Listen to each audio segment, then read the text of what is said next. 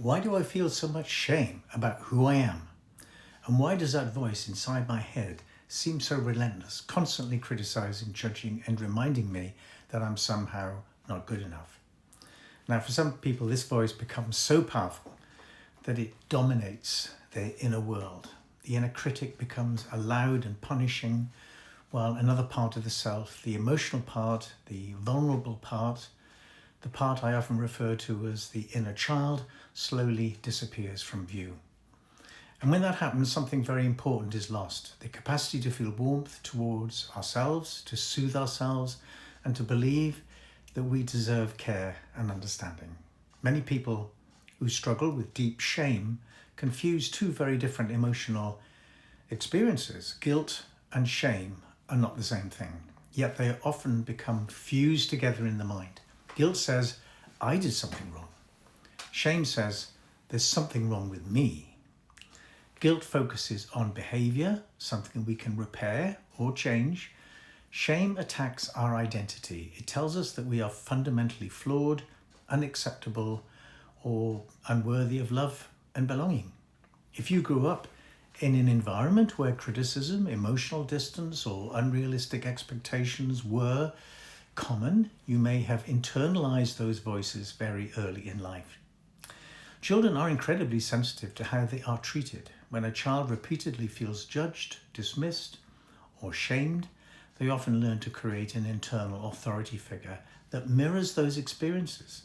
This internal voice becomes the inner critic.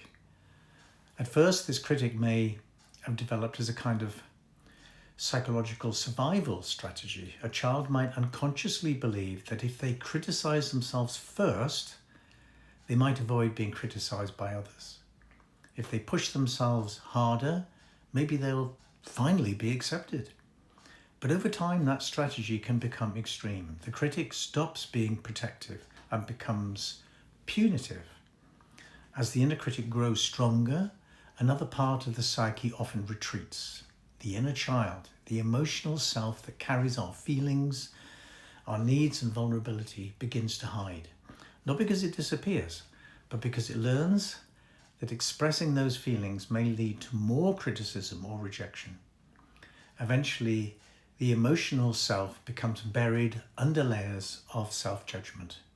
And when that happens, the person may start to feel emotionally numb, disconnected from themselves, or trapped in a constant cycle of self-doubt and self-attack.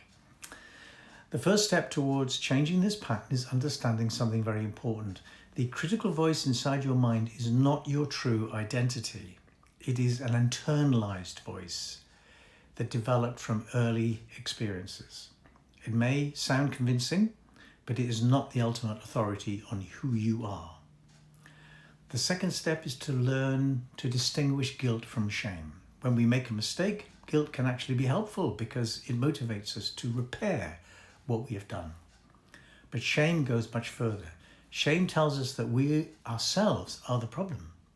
When people learn to separate those two experiences, something powerful begins to shift. Instead of attacking their identity, they can focus on behaviour, learning, and growth. Then the third step is beginning to recognize the presence of the inner critic itself. Instead of automatically believing what it says, we can start to observe it. We might notice the tone of its voice, the harsh language it uses, and the unrealistic standards it demands. Once we begin to observe the inner critic, we create a small but important space between the voice and our sense of self. This is where another part of the psyche becomes essential. What many people never received enough of growing up is the presence of a nurturing inner parent. This is the part of the self that can offer understanding, encouragement, and protection. For some people, this voice is almost completely absent, which means the critic has been running the internal system relentlessly without any balance.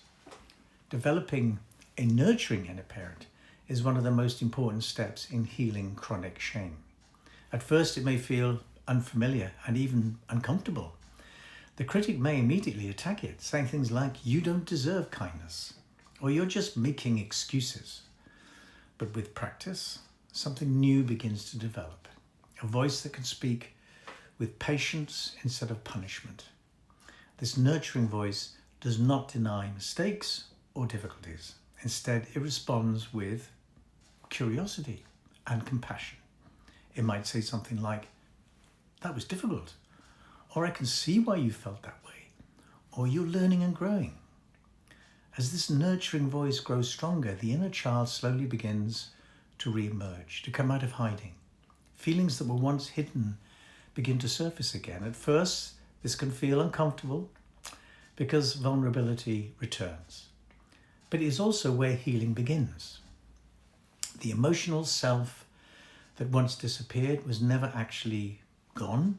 It was simply waiting for a safer internal environment to emerge. Over time, the balance inside the psyche begins to shift. The critic loses some of its dominance, the nurturing parent becomes more present, and the inner child is no longer forced into hiding. And something else happens, or begins to happen. Instead of living under the constant influence of shame, people start to experience something very different. Self-understanding, self-acceptance, and eventually a sense of belonging within themselves. If you recognize this pattern in your life, the most important thing to remember is that these inner voices were learned, and what is learned can also be transformed. Healing from chronic shame is not about silencing the critic completely. It is about creating a healthier inner system where the critic is no longer in charge. When that balance begins to change, something powerful becomes possible. The emotional self that once disappeared can begin to return. And with it comes something many people have been searching for all their lives.